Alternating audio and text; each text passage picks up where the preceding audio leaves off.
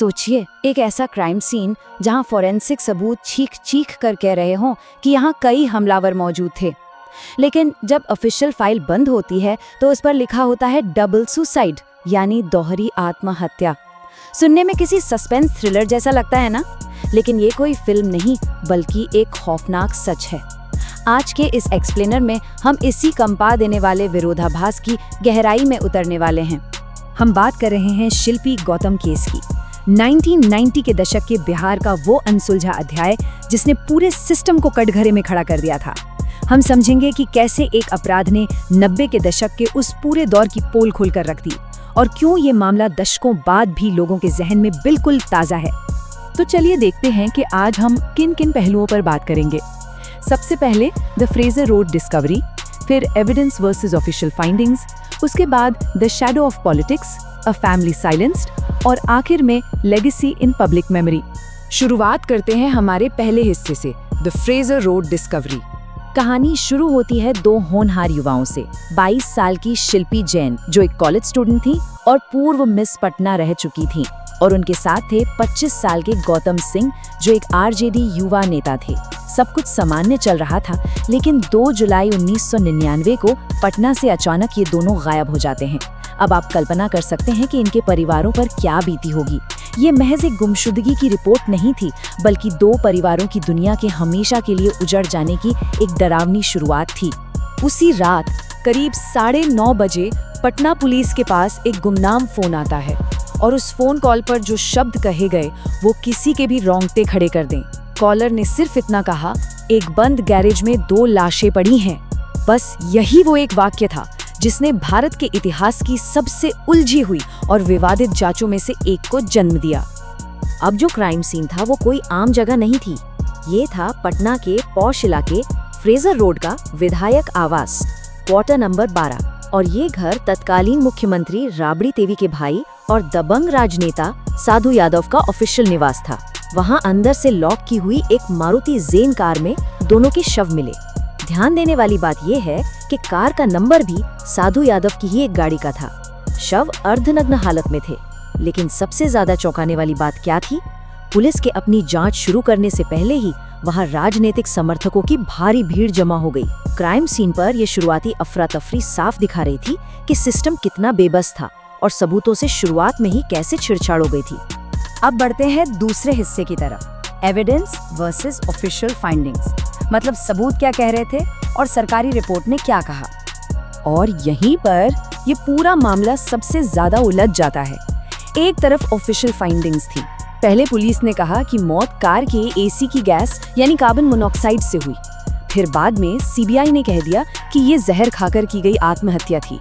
लेकिन दूसरी तरफ जो फिजिकल एविडेंस थे वो एक बिल्कुल ही अलग और खौफनाक सच्चाई बयां कर रहे थे। जरा सोचिए, गैराज अंदर से बंद था।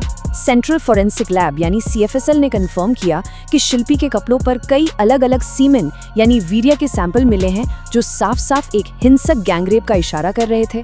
इसके अलावा फिंगरप्रिंट्स को मिटाने के लिए कार को भी अपनी जगह से हटा दिया गया था।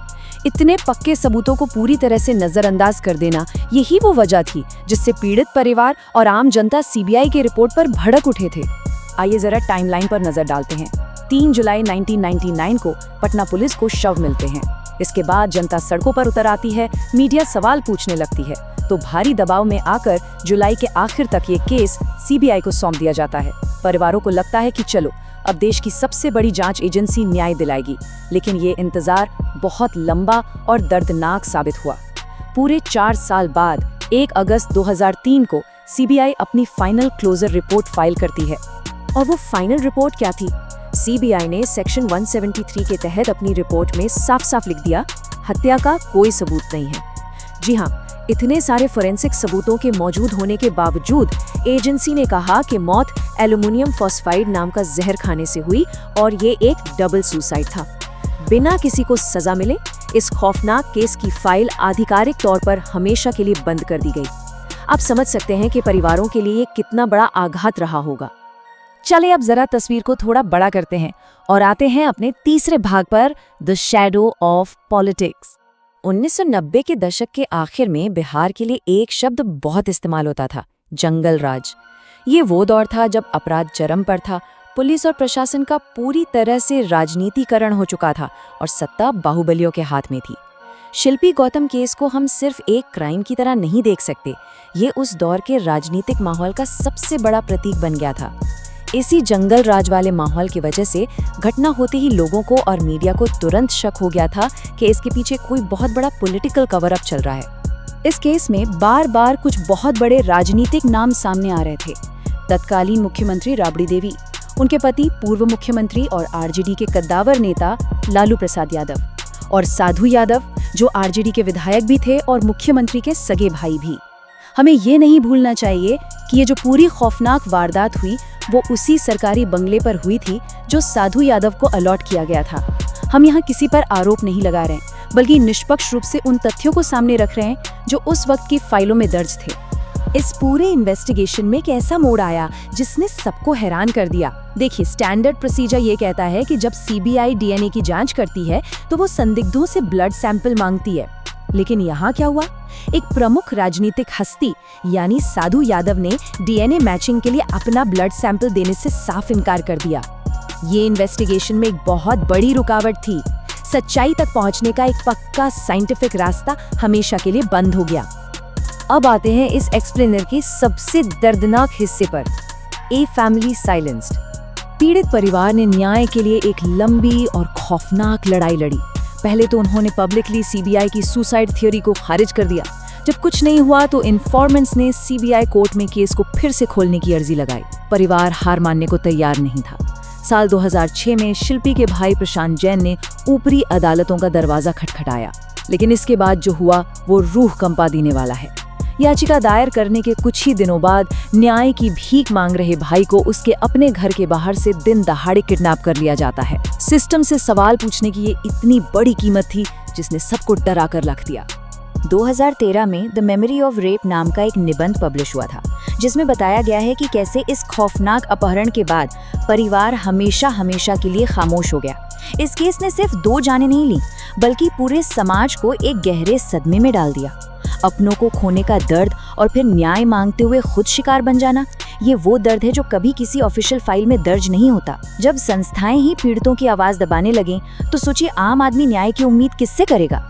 और अब हम अपने आखिरी हिस्से पर हैं, लेगेसी इन पब्लिक मेमोरी। आज के समय में इस केस के क्या मायने हैं? कानूनी तौर पर देखें तो इस केस से कोई बड़ा बदलाव नहीं आया, कोई नई पॉलिसी नहीं बनी। कागजों पर यह आज भी एक अनसुलझी दोहरी आत्महत्या ही है।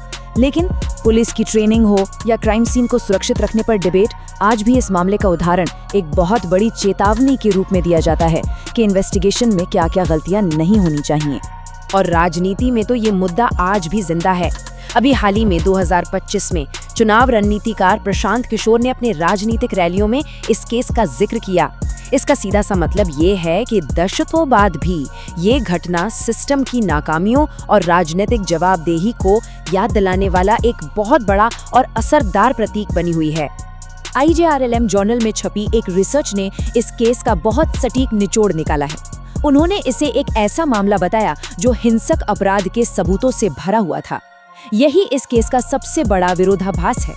एक तरफ चीखते हुए फोरेंसिक सबूत और दूसरी तरफ एक खामोश क्लोजर रिपोर्ट। ये टकराव कभी इस केस को पूरी तरह से बंद नहीं होने देता। तो आखिर में ये सब जानने के बाद एक बहुत बड़ा सवाल हमारे सामने खड़ा होता है।